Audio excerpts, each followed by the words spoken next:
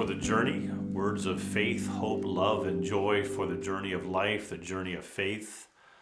I'm picking up a couple of favorite Bible passages people submitted this past summer 2020, for our summer sermon series.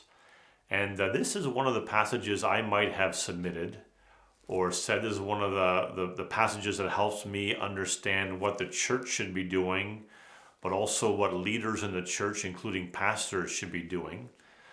I think I and maybe some people would say, oh, the pastor or the leaders or the people who are working in the church, whatever their role might be, they're the ones who are doing the work of the church. They're the ones who should be doing, and the word we sometimes use is they're the ones doing the ministry.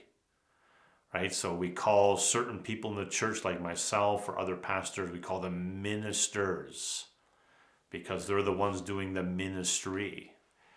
And we have this view of the church almost, now I'm not saying everyone has this, but sometimes we give the impression that there's kind of two kinds of people in the church. We have people who are doing the ministry, and then we have people who are receiving the ministry. So we have the ministers doing the ministry, and then we have the people who are being ministered to, who are receiving the ministry. And sometimes churches kind of work with these two different groups of people, and we think, oh, that's the way the church is supposed to be. And then I read a verse like this from the book of Ephesians that helps me think about my role and the role of church leaders, but also the role of the church community together. This is Ephesians chapter 4, verses 11 and the first part of verse 12. It says, Jesus Christ himself gave apostles, prophets, evangelists, pastors, and teachers. So Jesus is the one who gives these people or these leaders to the church, both in the past but also today. So he gave these leaders, apostles, prophets, evangelists, pastors, and teachers to equip his people for works of service. Or we could say the same word, works of ministry. So when I read that, I see a progression, or I see a logical movement that Jesus, after he died and rose and ascended into heaven, gave gifts to the church, and part of the gifts he gave were these leaders. So Jesus gives leaders to the church community, and the role of the leaders, according to these verses, is not to do the ministry, not to be the ministers, but rather it says to equip Jesus' people, the people of Jesus, the followers of Jesus, to do works of ministry. So Jesus, the leader of the church, providing, we might call them sub-leaders, assistant leaders, to equip the church to do the ministry, to be the ministers.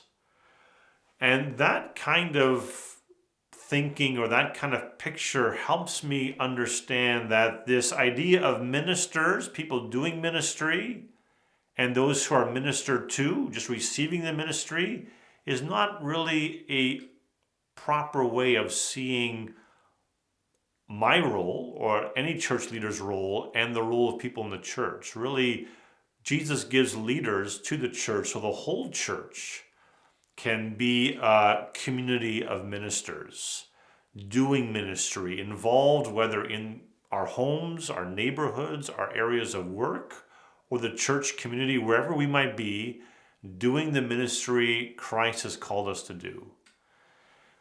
For me, that's helpful. For me, that's, I think I get a better picture looking at these verses of my role, but also the work of the church.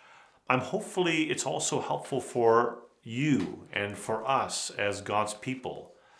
His role for each one of us to be involved in the ministry he's called us to do. A ministry that is meant to be something that connects with our gifts, connects with our passions and our hearts, but something that we ourselves are doing in the world, in our communities, in our neighborhoods, through our lives, through our gifts and talents, wherever God's placed us, to do the ministry, I would say, of Christ himself. If Christ was in that place, what ministry would he be doing? He calls the church to do that ministry.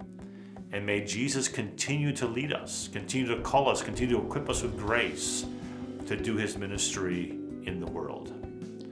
Thanks for joining us for Words for the Journey.